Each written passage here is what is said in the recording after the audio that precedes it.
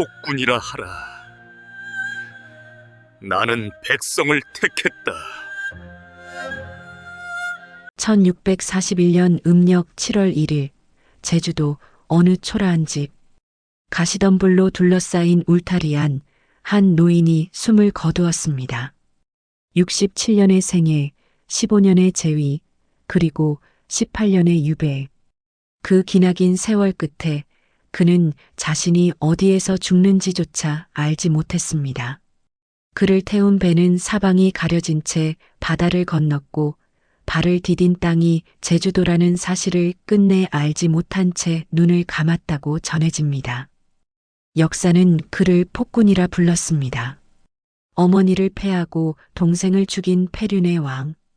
그러나 400년이 지난 오늘 우리는 묻습니다. 정말 그것이 전부였을까요? 임진왜란의 불길 속에서 18세의 나이로 분조를 이끌며 나라를 구했던 세자. 명나라와 후금 사이에서 조선을 지키려 했던 외교관. 대동법으로 백성의 짐을 덜어주려 했던 개혁가. 그 모든 것이 폭군이라는 두 글자 뒤에 묻혀버렸습니다. 그는 왜 그런 선택들을 했을까요? 그리고 그 선택들은 왜 그를 파멸로 이끌었을까요? 오늘 우리는 광해군의 삶을 처음부터 끝까지 따라가 봅니다. 궁궐 한 구석에서 어머니 없이 자라난 어린 왕자의 눈빛부터 제주도 가시울타리 안에서 홀로 눈을 감던 노인의 마지막 숨결까지 67년 파란만장한 삶의 기록 지금 시작합니다. 구독과 좋아요로 함께해 주세요. 1575년 음력 4월 26일 경복궁의 한 처소에서 아기 울음소리가 들렸습니다. 선조의 후궁 공빈 김씨가 둘째 아들을 낳은 것입니다. 이름은 훗날 광해군이라 불릴 아이였습니다. 하지만 이 아이의 울음은 환영받지 못했습니다. 당시 선조에게는 정비 의인왕후가 있었지만 소생이 없었습니다. 후궁들에게서 태어난 왕자는 14. 그중 광해군은 둘째 서자에 불과했습니다. 위로는 형 임해군이 있었고 아래로는 수많은 이복 동생들이 줄을 이었습니다. 궁궐은 넓었지만 어린 광해군의 자리는 좁았습니다. 그나마 있던 따뜻함마저 금세 사라졌습니다. 광해군이 태어난 지 채 2년이 되기도 전인 1577년 음력 5월 어머니 공빈 김씨가 세상을 떠났습니다. 출산 후유증이었습니다. 24의 젊은 나이. 광해군은 어머니의 얼굴을 기억할 수조차 없었습니다. 2살도 채 되지 않은 아이에게 남겨진 것은 어머니의 온기가 아니었습니다. 궁궐의 차가운 바닥과 낯선 유모의 손길뿐이었습니다. 선조는 아들이 많았습니다. 그 중에서 유독 아꼈던 것은 인빈 김씨 소생의 신성군이었습니다. 총명하고 온화했던 신성군에게 아버지의 사랑이 쏠리는 동안 광해군은 점점 선조의 시야에서 멀어져 갔습니다. 형 임해군은 또 어떠했습니까? 임해군은 난폭하기로 소문이 자자했습니다. 사람을 함부로 때리고 백성의 재물을 빼앗는 일이 잦았습니다. 심지어 사람을 죽이는 일도 있었습니다. 신하들의 탄핵이 끊이지 않았지만 장남이라는 이유로 번번이 처벌을 피해갔습니다. 광해군은 보았습니다. 형의 난폭함을, 아버지의 무관심을, 궁궐이라는 곳이 얼마나 차갑고 위험한 곳인지를. 어린 광해군에게는 의지할 사람이 없었습니다. 어머니는 죽었고 아버지는 자신을 보지 않았고 형은 두려운 존재였습니다. 그래서 광해군은 책을 읽기 시작했습니다. 어느 날 선조가 왕자들에게 물었습니다. 너희들은 무엇을 가장 좋아하느냐? 아버지의 갑작스러운 질문에 왕자들은 저마다 대답했습니다. 의양군이 대답했습니다. 떡을 좋아합니다. 신성군이 대답했습니다. 꿀을 좋아합니다. 순하군이 대답했습니다. 고기를 좋아합니다. 광해군의 차례가 되었습니다. 어린 왕자는 잠시 생각하더니 조용히 대답했습니다. 책을 좋아합니다. 선조는 그 대답에 잠시 눈길을 주었다가 다음 왕자에게로 넘어갔습니다. 하지만 그 짧은 순간 광해군의 눈빛에는 무언가가 있었습니다. 어머니도 없고 아버지의 관심도 받지 못하는 아이가 찾아낸 피난처. 글자 사이에서 그는 세상을 배우고 있었습니다. 책 속에서 성현들의 가르침을 만났고 역사 속에서 흥망성쇠의 교훈을 얻었습니다. 훗날 광해군이 조선 역대 군주 중 가장 총명한 왕 중 하나로 꼽히게 된 것은 어쩌면 이 외로운 유년 시절 덕분이었는지도 모릅니다.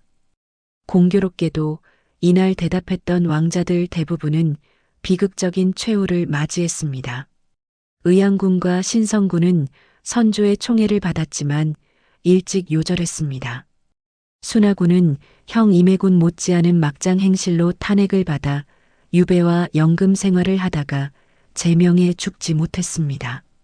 그리고 책을 좋아한다고 대답했던 광해군은 왕이 되었다가 쫓겨나 유배지에서 생을 마감하게 됩니다.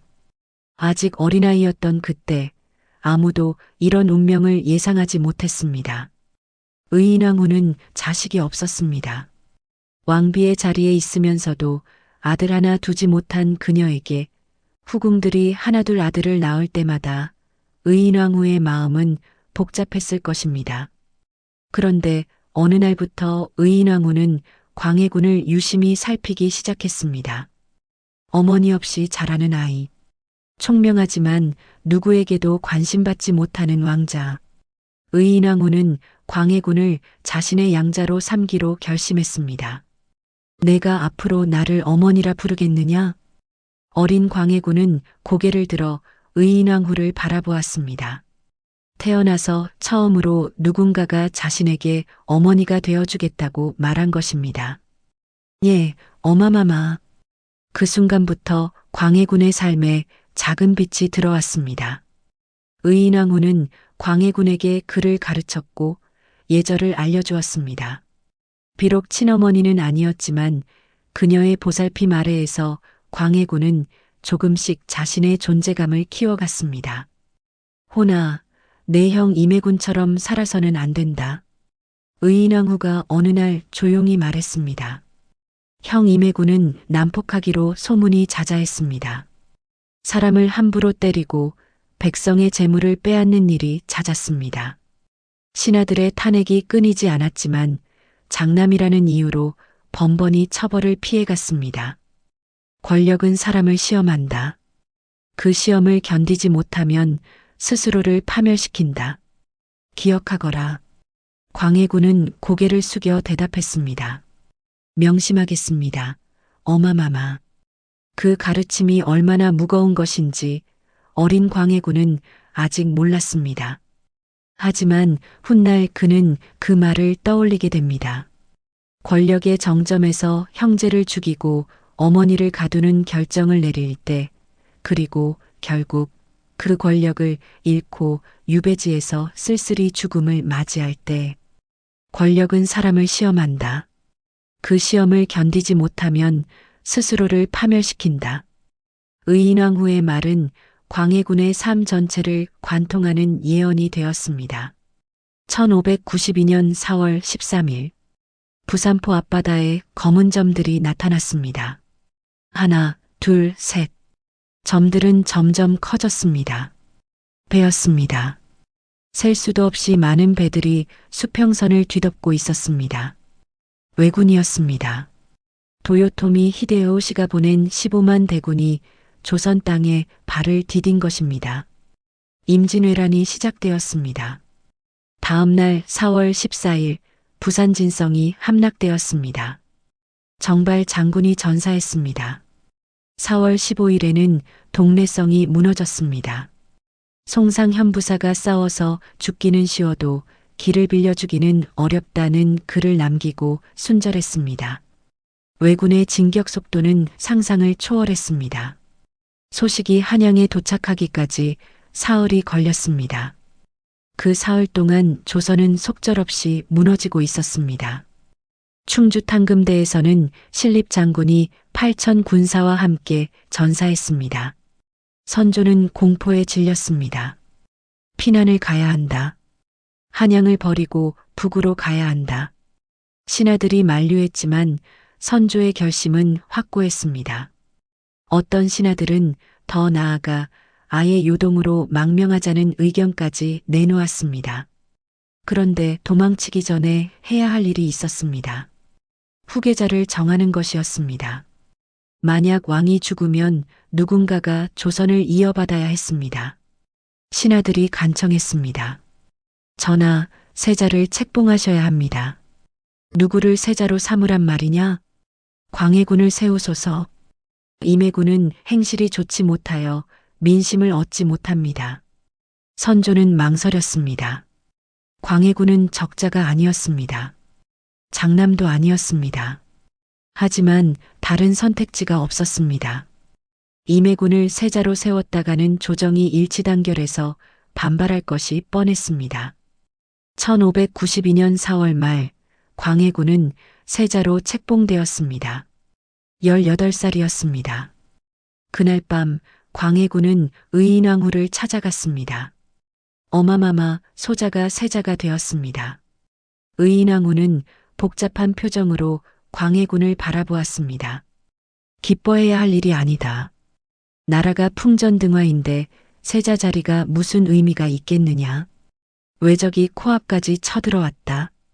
한양이 언제 함락될지 모른다. 이런 때에 세자가 된다는 것은 영광이 아니라 짐이다. 광해군은 고개를 숙였습니다. 알고 있습니다. 내가 정말 알고 있느냐? 의인왕후가 광해군의 손을 잡았습니다. 내가 할 수 있는 일을 해라. 백성들이 지금 두려움에 떨고 있다. 그들에게 희망을 보여주어라. 광해군은 고개를 깊이 숙였습니다. 명심하겠습니다. 다음 날 새벽 선조는 한양을 버리고 북으로 도망쳤습니다. 그리고 광해군에게 명을 내렸습니다. 내가 분조를 이끌어라. 분조란 조정을 둘로 나눈 것이었습니다. 왕은 북으로 피난하고 세자는 남아서 나라를 지키라는 뜻이었습니다. 사실상 광해군에게 목숨을 걸고 왜군과 맞서라는 명령이었습니다. 18살 소년에게 주어진 과업은 너무나 무거웠습니다. 선조가 떠난 후 한양에는 혼란이 가득했습니다. 백성들은 울부짖었습니다. 왕이 우리를 버렸다. 이제 우리는 어떻게 되는 것인가? 분노한 백성들은 경복궁에 불을 질렀습니다. 노비들은 자신들의 문서가 보관된 장혜원을 불태웠습니다. 조선 왕조 200년의 질서가 하룻밤 사이에 무너지고 있었습니다. 광해군은 분조를 이끌고 이천으로 향했습니다. 세자저하, 정말 남으실 것입니까? 수행관리가 물었습니다. 아바마마께서 명하셨다. 나라를 지키라 하셨다. 하지만 왜군이 코앞입니다. 위험합니다. 광해군은 북쪽을 바라보았습니다. 아버지가 도망친 방향이었습니다. 백성이 두려워하고 있다. 왕족 중에 누군가는 남아서 그들에게 희망을 보여주어야 한다. 그것이 내가 할 일이다. 분조는 이천에서 강원도로, 강원도에서 함경도로 이동하며 의병을 규합했습니다. 광해군은 직접 경문을 작성했습니다. 나 세자 혼이 여기 있노라. 조정이 건재하니 백성들은 두려워하지 말라. 힘을 합쳐 적을 물리치자. 그 경문은 전국으로 퍼져나갔습니다. 곽재우, 조헌, 고경명, 의병장들이 곳곳에서 일어났습니다. 분조가 있다는 소식 하나가 조선 백성들에게 희망이 된 것입니다. 어느 날 밤 광해군은 진영에서 잠을 이루지 못하고 있었습니다. 저하, 수행신하가 조심스럽게 다가왔습니다. 한양에서 전해온 소식입니다. 의인왕후 마마께서. 광해군의 눈이 커졌습니다. 어마마마께서 어찌 되셨느냐? 피난 도중 병환이 깊어지셨다 합니다. 걱정이 크십니다. 광해군은 북쪽을 바라보았습니다. 달려가고 싶었습니다. 하지만 갈 수 없었습니다. 전쟁 중에 분조를 버리고 떠날 수는 없었습니다. 어마마마. 광해군은 밤새 잠을 이루지 못했습니다. 7개월 동안 분조를 이끈 광해군은 전선을 누비며 싸웠습니다. 왜군의 추격을 피해 산을 넘고 강을 건넜습니다. 굶주리고 지쳐도 포기하지 않았습니다. 그 소식이 명나라에까지 전해졌습니다. 명나라 장수들은 선조를 무시했지만 광해군만큼은 인정했습니다. 조선의 세자는 진정한 장수다. 나이는 어리지만 담력과 지략이 있다. 심지어 명나라 조정에서는 선조를 폐위하고 광해군을 왕으로 세우자는 논의까지 나왔습니다. 물론 실현되지는 않았지만 그만큼 광해군의 분조 활동이 높이 평가받았다는 증거입니다. 전쟁은 7년 동안 계속되었습니다. 1598년 왜군이 물러갔을 때 광해군은 24살이 되어 있었습니다. 18배 시작된 전쟁이 그의 청춘을 모두 앗아간 것입니다. 전쟁이 끝났습니다. 조선은 폐허가 되어 있었습니다. 국토는 황폐해졌고 인구는 격감했습니다. 전쟁 전 170만 결이던 농지가 54만 결로 줄어들었습니다. 3배나 줄어든 것입니다. 하지만 광해군에게 평화는 오지 않았습니다. 선조는 달라져 있었습니다. 전쟁 중에 아들이 보여준 활약을 기뻐하기는커녕 오히려 불안해했습니다.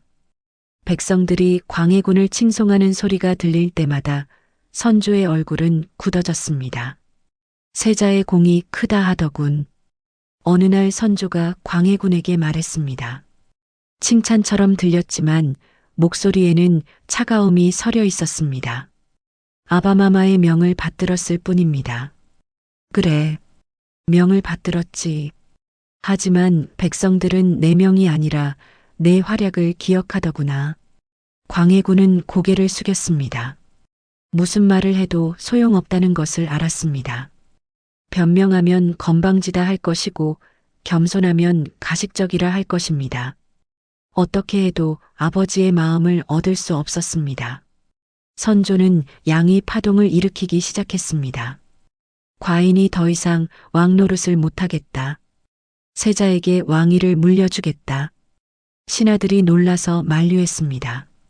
전하, 어찌 그런 말씀을 하십니까? 용안을 거두어 주소서. 아니다.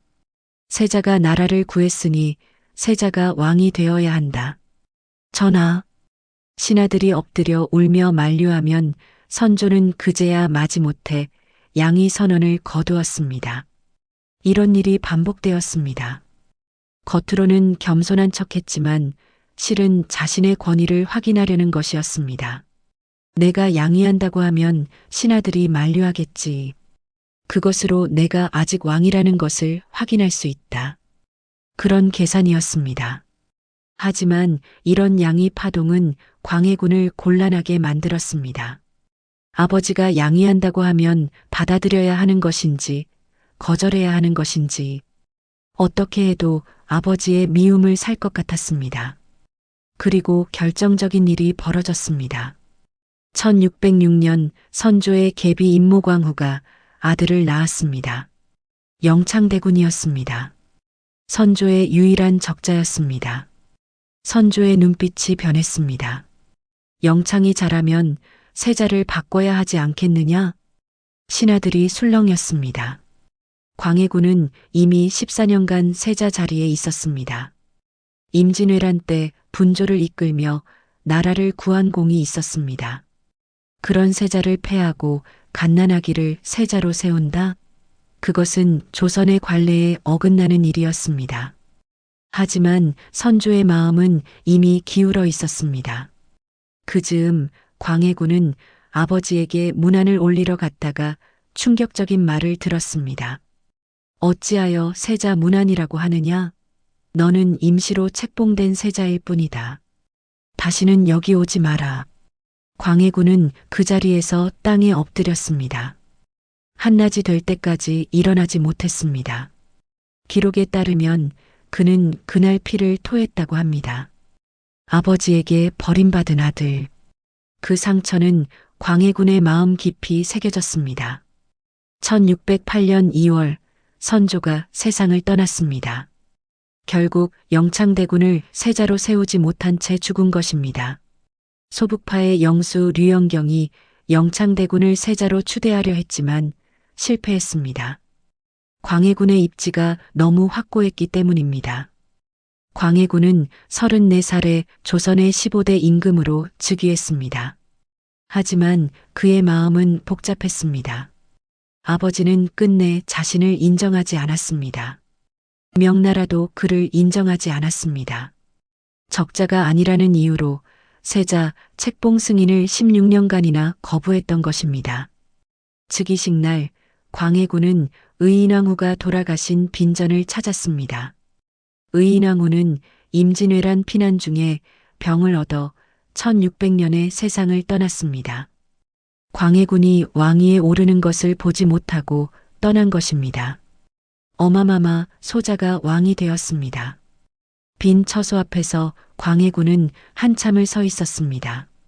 어마마마께서 가르쳐 주신 대로 권력의 시험을 견뎌내겠습니다. 하지만 그 시험은 생각보다 훨씬 혹독했습니다. 광해군이 즉위했을 때 조선은 폐허였습니다. 임진왜란으로 국토는 황폐해졌고 백성들은 굶주리고 있었습니다. 전쟁 전 170만 결이던 농지가 54만 결로 줄어들었습니다. 3배나 줄어든 것입니다. 광해군은 즉위 첫 해부터 개혁에 착수했습니다. 대동법을 시행하라. 대동법은 각 지방에서 특산물로 바치던 곡물을 쌀로 통일하는 제도였습니다. 이로 인해 중간에서 이익을 챙기던 양반들의 횡포를 막을 수 있었습니다. 전하, 대동법은 양반 지주들의 반발이 클 것입니다. 알고 있다. 하지만 백성이 먼저다. 백성이 살아야 나라가 산다. 1608년 대동법이 경기도에서 처음 시행되었습니다. 예상대로 양반 지주들의 반발이 거셌습니다. 하지만 광해군은 밀어붙였습니다. 대동법은 이후 100년에 걸쳐 전국으로 확대되어 조선 후기 경제의 근간이 됩니다. 창덕궁, 창경궁, 경희궁을 다시 지었습니다. 소실된 서적들을 다시 간행했습니다. 신증동국 여지승남, 용비어천가, 동국 신속삼강행실 등을 복원했습니다. 그리고 허준에게 명했습니다. 동의보감을 완성하라. 허준은 선조 때부터 동의보감 편찬을 시작했지만 전쟁과 선조의 죽음으로 중단된 상태였습니다. 선조가 죽은 후 허준은 어이로서의 책임을 물어 유배될 위기에 처했습니다. 대북파 신하들이 허준을 처벌해야 한다고 상소를 올렸습니다. 어이가 임금을 살리지 못했으니 마땅히 중벌을 내려야 합니다. 하지만 광해군은 허준을 감쌌습니다. 허준의 죄를 묻지 말라. 그가 해야 할 일이 있다. 광해군은 허준에게 동의보감을 완성할 기회를 주었습니다. 귀양지에서도 자료를 가져갈 수 있게 배려했고 곧 풀어주어 편찬을 계속하게 했습니다. 1610년 동의보감이 완성되었습니다. 25권에 달하는 방대한 의학서였습니다. 이 책은 이후 동아시아 의학의 교과서가 됩니다. 중국과 일본에서도 번역되어 널리 읽혔습니다. 400년이 지난 오늘날까지도 한의학의 기본 서적으로 쓰이고 있습니다. 광해군의 지원이 없었다면 동의보감은 세상에 나오지 못했을 것입니다. 나라를 다시 일으키기 위해 광해군은 모든 힘을 쏟았습니다. 하지만 가장 어려운 문제는 외교였습니다. 북쪽에서 새로운 세력이 일어나고 있었습니다. 누르하치, 여진족의 수장이었던 그는 흩어져 있던 여진 부족들을 통일하고 1616년 후금을 건국했습니다. 그리고 명나라를 위협하기 시작했습니다. 조선은 두 강대국 사이에 끼어 있었습니다. 한쪽은 200년간 조선의 종주국이었던 명나라, 임진왜란 때 원군을 보내준 은혜가 있었습니다. 조선의 신하들 대부분은 명나라에 충성해야 한다고 생각했습니다. 다른 한쪽은 새롭게 떠오르는 후금. 아직은 명나라보다 약했지만 기세가 심상치 않았습니다. 임진왜란 때 왜군과 싸우면서 피폐해진 명나라는 점점 힘을 잃어가고 있었습니다. 1618년 명나라가 조선에 원병을 요청했습니다. 조선은 임진왜란 때 우리가 도와주지 않았느냐?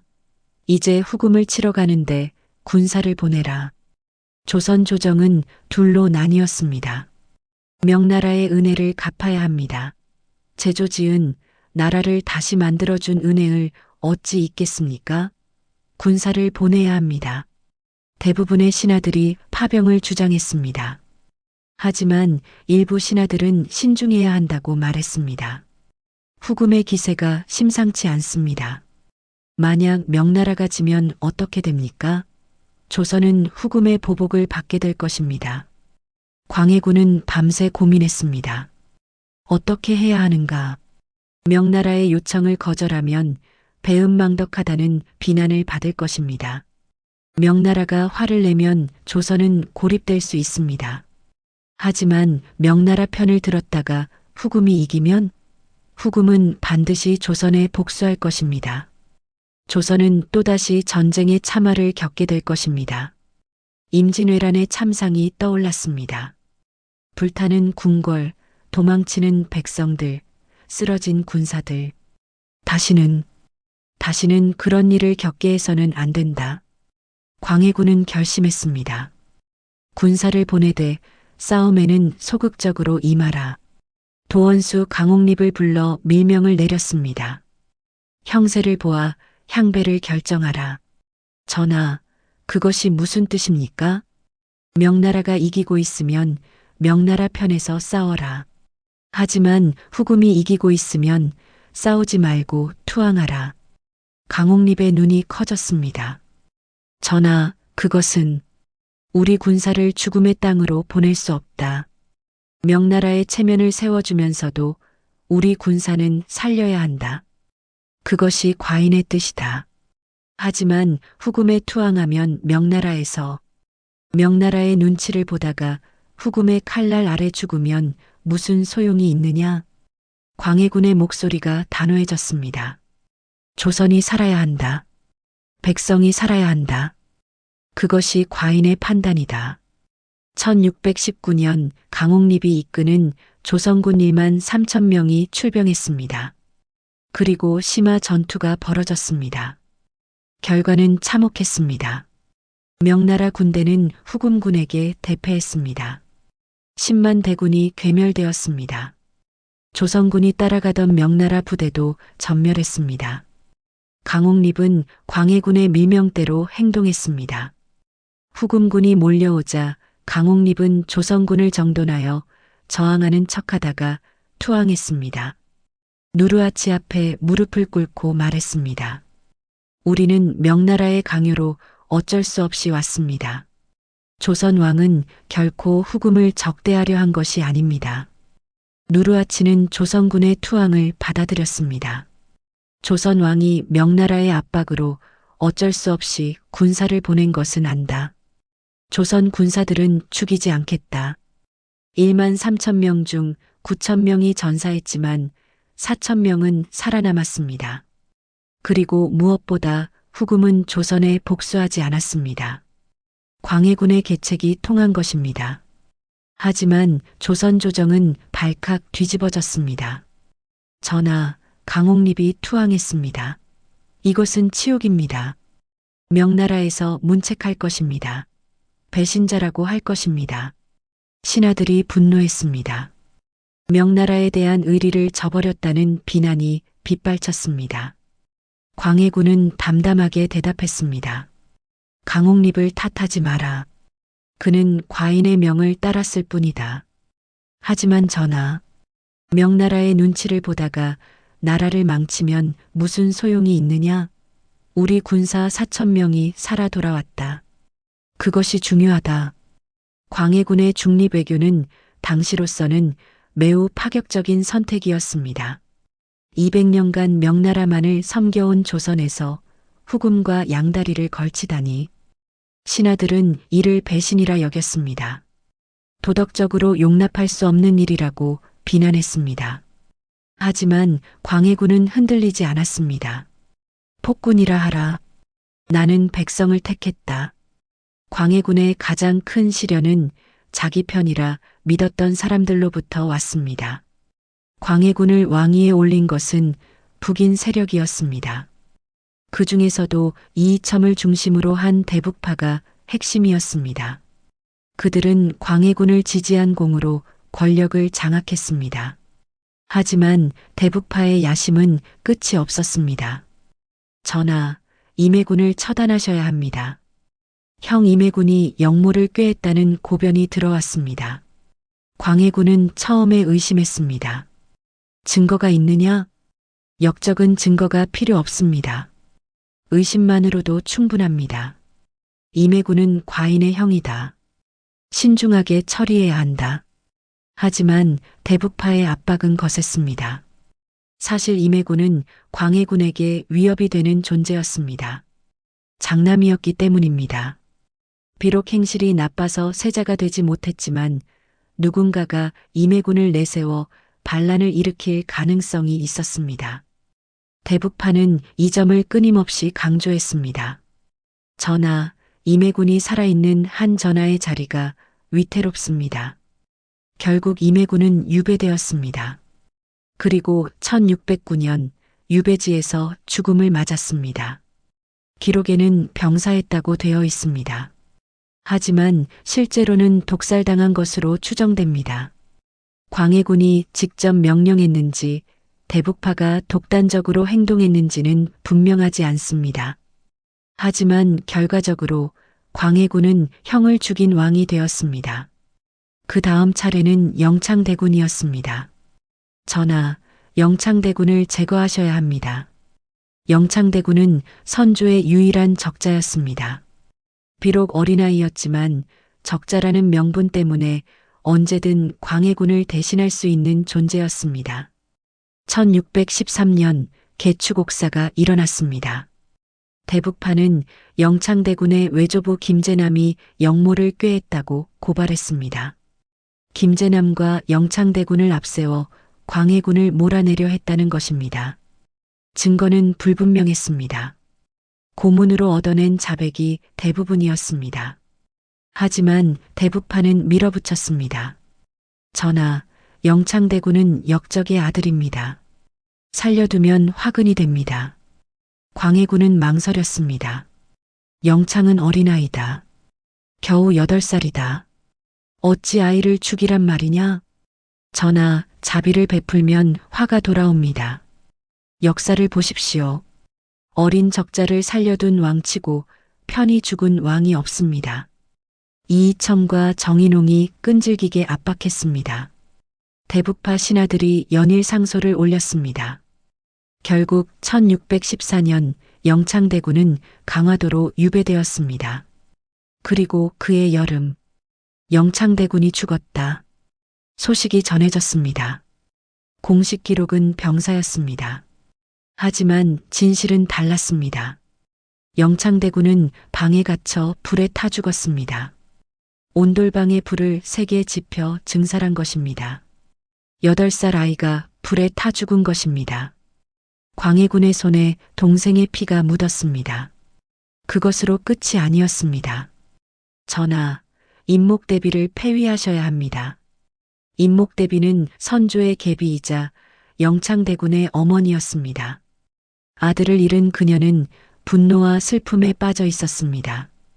대북파는 임목대비마저 제거하려 했습니다. 임목대비가 살아있는 한 전하에 대한 위협이 됩니다. 언제든 복수를 꾀할 것입니다.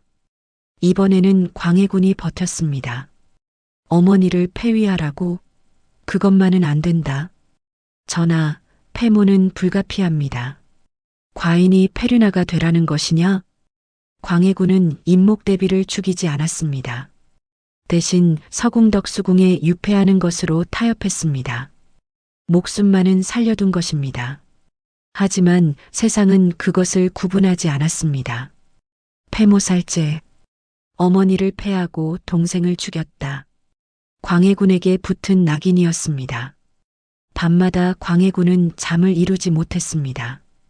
의인왕후의 말이 떠올랐습니다. 권력은 사람을 시험한다. 그 시험을 견디지 못하면 스스로를 파멸시킨다. 나는 그 시험을 견딘 것인가, 실패한 것인가. 형을 죽이고 동생을 죽이고 어머니를 가두는 것이 권력을 지키기 위해 어쩔 수 없는 일이었던가. 아니면 내가 권력의 유혹에 넘어가 패륜을 저지른 것인가. 광해군은 답을 찾지 못했습니다. 1623년 3월 12일 밤. 광해군은 창덕궁 침전에서 잠을 청하고 있었습니다. 갑자기 바깥이 소란스러워졌습니다. 무슨 일이냐? 내관이 다급하게 달려왔습니다. 전하, 반란입니다. 반란군이 궁궐로 쳐들어오고 있습니다. 광해군의 얼굴이 하얗게 질렸습니다. 인조 반정이 일어난 것입니다. 김유, 이귀, 이괄 등 서인 세력이 능양군을 내세워 반란을 일으켰습니다. 명분은 패모살제였습니다. 광해군은 어머니를 패하고 동생을 죽인 패륜왕이다. 하늘이 용납하지 않는다. 반정군은 창덕궁으로 쳐들어왔습니다. 궁궐을 지키는 군사들은 대부분 도망쳤습니다. 저항하는 자는 거의 없었습니다.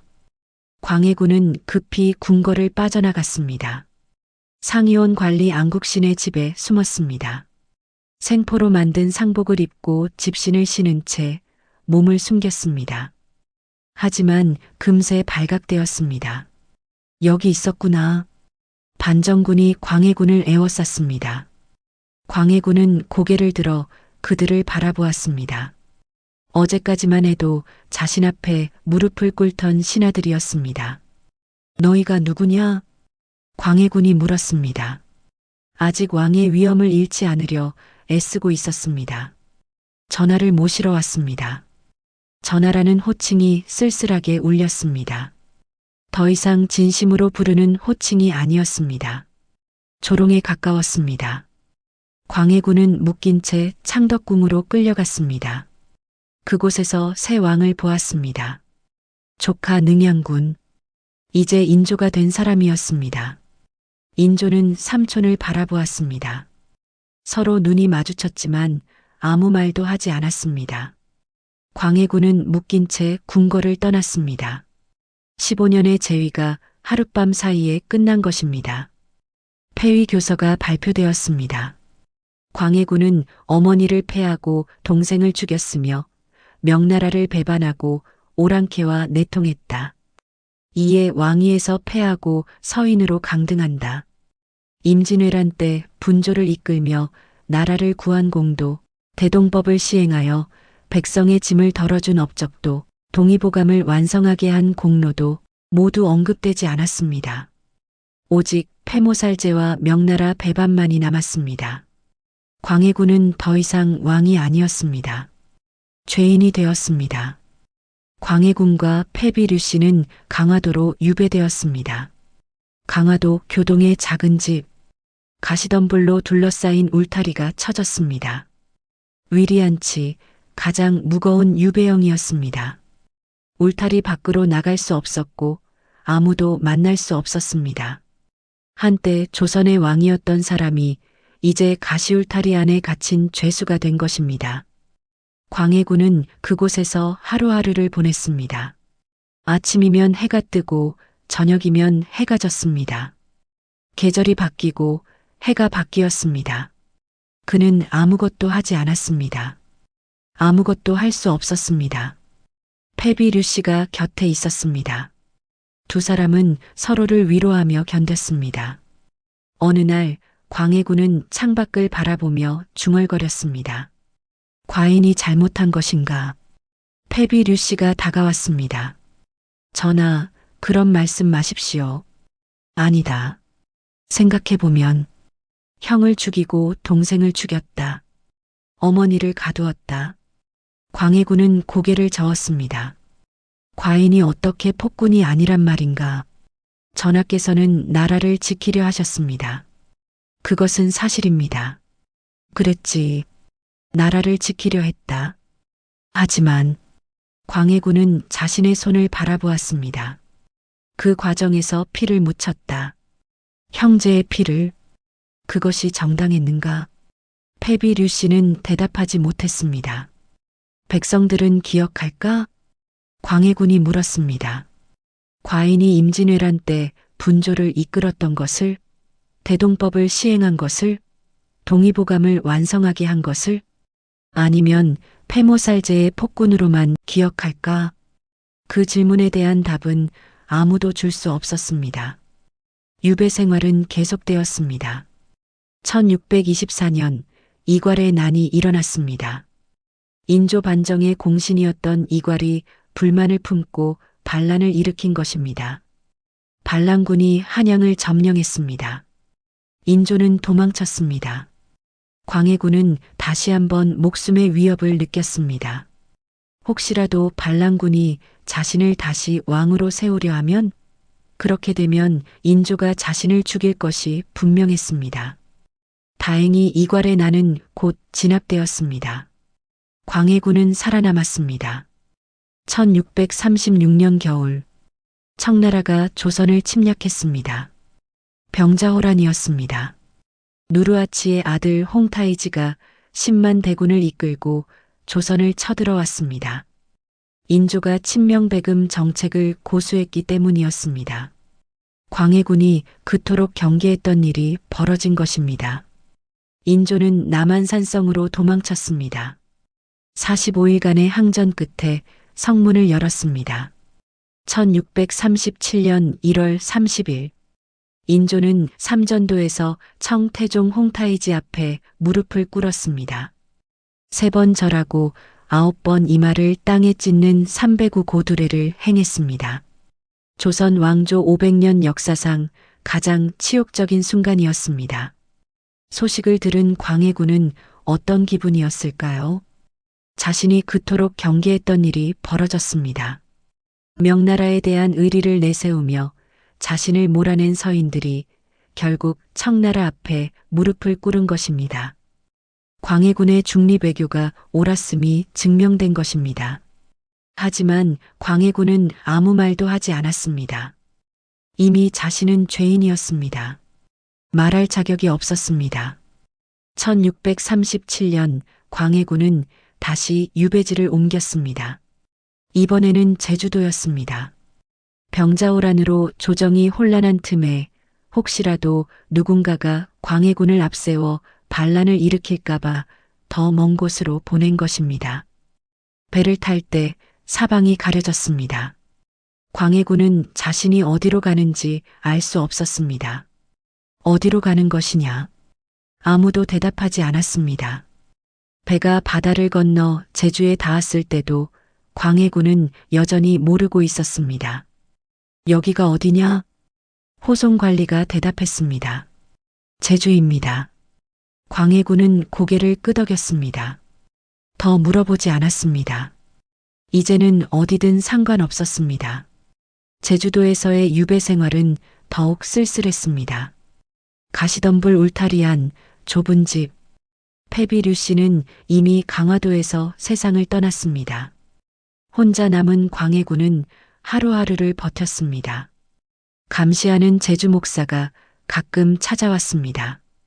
그 외에는 아무도 없었습니다. 광해군은 불경을 읽었습니다. 전에는 유학을 공부했지만 이제는 불교에 의지했습니다. 부처의 가르침에서 마음의 평화를 찾으려 했습니다. 1640년 제주 목사 이시방이 부임했습니다. 이시방은 광해군을 정중하게 대했습니다. 비록 폐왕이지만 한때 조선의 임금이었던 분이었기 때문입니다. 어느 날 이시방이 광해군을 찾아왔습니다. 옛 전하, 부족한 것이 없으십니까? 광해군은 빙그레 웃었습니다. 부족한 것이 없다. 이제는 아무것도 필요 없다. 정말 그러십니까? 왕이었을 때는 모든 것이 있었지만 마음은 늘 불안했다. 광해군은 창밖을 바라보았습니다. 지금은 아무것도 없지만 마음은 편안하다. 이시방은 어떤 표정을 지어야 할지 몰랐습니다. 광해군이 덧붙였습니다. 다만 한 가지. 무엇입니까? 백성들이 잘 살고 있는지 궁금하다. 백성들이요? 그렇다. 대동법은 계속 시행되고 있느냐? 이시방은 잠시 생각하다가 대답했습니다. 예, 계속 시행되고 있습니다. 점점 확대되고 있다고 들었습니다. 광해군의 얼굴에 미소가 번졌습니다. 그것이면 됐다. 잠시 침묵이 흘렀습니다.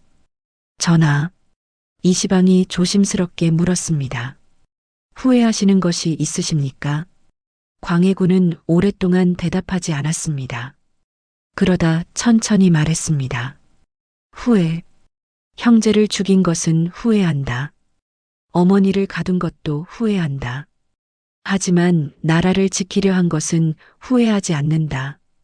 광해군은 이시방을 바라보았습니다. 내가 옳았는지 그렇지는지는 역사가 판단할 것이다. 하지만 적어도 나는 내가 옳다고 믿는 것을 했다. 그것만은 후회하지 않는다. 1641년 음력 7월 1일 제주도에 비가 내리기 시작했습니다. 가뭄이 계속되던 때였습니다. 오랫동안 비가 오지 않아 백성들이 고통받고 있었습니다. 그런데 갑자기 하늘에서 비가 쏟아져 내렸습니다. 그날 새벽 광해군은 눈을 떴습니다. 몸이 무거웠습니다. 숨쉬기가 힘들었습니다. 이제 때가 된 것인가? 아무도 곁에 없었습니다. 어머니도 아버지도 아내도 자식도 평생을 외로웠습니다. 어머니 없이 자랐고 아버지에게 버림받았습니다. 전쟁 속에서 청춘을 보냈고 권력의 정점에서 형제를 잃었습니다. 그리고 18년간 유배지에서 혼자 살았습니다. 광해군은 천장을 바라보았습니다. 빗소리가 들렸습니다. 문득 의인왕후의 얼굴이 떠올랐습니다. 권력은 사람을 시험한다. 그 시험을 견디지 못하면 스스로를 파멸시킨다. 광해군은 눈을 감았습니다. 과인은 그 시험을 견딘 것인가, 실패한 것인가? 역사는 과인을 어떻게 기억할 것인가? 폭군? 개혁가? 비운의 왕? 아니다. 그런 것은 중요하지 않다. 과인은 그저 백성을 지키려 했을 뿐이다. 숨이 멎었습니다. 67세. 파란만장한 삶이 끝났습니다. 그날 제주도에는 큰 비가 내렸다고 합니다. 가뭄이 계속되던 때에 갑자기 소낙비가 쏟아졌습니다. 메마른 땅을 적시고 목마른 작물에 생기를 주었습니다. 제주 사람들은 그 비를 광해우라 불렀습니다. 폐왕이 돌아가시면서 백성들에게 비를 내려주셨구나. 전설인지 사실인지 알 수 없습니다. 하지만 제주 사람들은 오랫동안 음력 7월 초에 내리는 비를 광해의 비라 부르며 기억했습니다. 죽어서도 백성을 위했다는 이야기가 수백 년이 지나도록 전해 내려온 것입니다. 광해군은 죽었습니다. 하지만 그가 남긴 것들은 살아남았습니다. 대동법은 계속 확대되었습니다. 광해군 때 경기도에서 시작된 대동법은 효종 때 충청도와 전라도로, 숙종 때 경상도와 황해도로 확대되었습니다. 100년에 걸쳐 전국으로 퍼졌습니다. 광해군이 뿌린 씨앗이 조선 후기 경제의 근간이 된 것입니다. 동의보감은 동아시아 의학의 교과서가 되었습니다. 허준이 광해군의 전폭적인 지원 아래 완성한 이 책은 중국과 일본에서도 번역되어 널리 읽혔습니다. 2009년에는 유네스코 세계기록유산으로 등재되었습니다. 400년이 지난 오늘날까지 한의학의 기본 서적으로 쓰이고 있습니다. 그리고 광해군의 중립외교는 비록 당시에는 비난받았지만 훗날 재평가받게 되었습니다. 인조가 친명배금 정책을 고수한 결과가 무엇이었습니까? 정묘오란, 병자오란, 삼전도의 치욕이었습니다. 광해군이 경계했던 그대로의 일이 벌어진 것입니다. 역사가들은 묻습니다. 만약 광해군이 폐위되지 않았다면, 만약 그의 중립외교가 계속되었다면, 조선은 청나라의 침략을 피할 수 있었을까? 물론 역사의 가정은 무의미합니다. 하지만 한 가지는 분명합니다. 광해군은 단순한 폭군이 아니었습니다. 그는 시대를 앞서간 사람이었습니다. 명분보다 실리를, 의리보다 생존을 선택한 현실주의자였습니다. 그 선택이 당대에는 비난받았지만 역사는 결국 그의 판단이 옳았음을 증명했습니다. 1980년대 이후 광해군에 대한 재평가가 시작되었습니다. 폭군이라는 꼬리표 대신 개혁군주라는 새로운 평가가 등장했습니다. 그의 실리 외교와 민생 정책이 재조명되었습니다. 2012년에는 영화 광해, 왕이 된 남자가 1200만 관객을 동원하며 큰 인기를 끌었습니다. 비록 허구적인 이야기였지만 광해군이라는 인물에 대한 대중의 관심을 불러일으켰습니다. 400년 만에 광해군은 폭군에서 비운의 개혁군주로 다시 태어나고 있습니다. 광해군의 삶을 돌아봅니다. 어머니 없이 자란 어린 시절, 임진왜란의 불길 속에서 보낸 청춘, 아버지에게 버림받은 상처, 권력 앞에서 흔들렸던 순간들, 형제를 잃은 죄책감, 그리고 18년의 유배 끝에 맞은 쓸쓸한 죽음. 그의 삶은 성공이었을까요? 실패였을까요? 세상의 기준으로 보면 실패입니다. 왕위에서 쫓겨나 죄인으로 죽었으니까요. 역사의 폭군으로 기록되었으니까요. 하지만 다른 기준으로 보면 어떨까요? 그는 전쟁 속에서 나라를 지켰습니다. 백성의 삶을 개선하려 대동법을 시행했습니다. 동의보감이라는 불후의 명작을 후원했습니다. 거대한 두 나라 사이에서 조선의 생존을 위해 싸웠습니다. 그 과정에서 형제를 잃고 어머니를 가두는 죄를 지었습니다. 그것은 분명 잘못이었습니다. 하지만 그 잘못이 그가 이룬 모든 것을 지우지는 못합니다. 광해군은 완벽한 사람이 아니었습니다. 성군도 폭군도 아니었습니다. 그는 그저 자신이 옳다고 믿는 길을 걸어간 사람이었습니다. 그 길이 때로는 잘못된 방향으로 갔고 그 대가를 혹독하게 치렀습니다. 하지만 적어도 그는 포기하지 않았습니다. 마지막 순간까지 그는 백성을 걱정했습니다. 대동법은 계속 시행되고 있느냐? 그 물음이 그의 삶을 요약합니다. 오늘날 우리에게 광해군의 삶은 무엇을 말해줍니까? 성공과 실패는 당대의 평가로 결정되지 않습니다. 역사는 오랜 시간이 지난 후에 비로소 진실을 드러냅니다. 중요한 것은 자신이 옳다고 믿는 것을 끝까지 지키는 것입니다. 설령 그 결과가 실패로 끝나더라도 자신의 신념을 지킨 사람은 역사 앞에 당당할 수 있습니다. 광해군은 67년의 삶을 통해 그것을 보여주었습니다. 폭군이라 하라. 나는 백성을 택했다. 400년이 지난 오늘 우리는 비로소 그 말의 의미를 이해할 수 있습니다. 그리고 이제 물어봅니다. 우리는 어떻게 살고 있습니까? 눈앞의 평가에 휘둘리고 있지는 않습니까? 당장의 성공과 실패에 일희일비하고 있지는 않습니까? 광해군은 말합니다. 세상의 평가는 변합니다. 오늘의 폭군이 내일의 성군이 될 수 있습니다. 중요한 것은 자신이 옳다고 믿는 것을 지키는 것입니다. 그것이 진정한 성공입니다. 음력 7월 초 제주도에 비가 내립니다.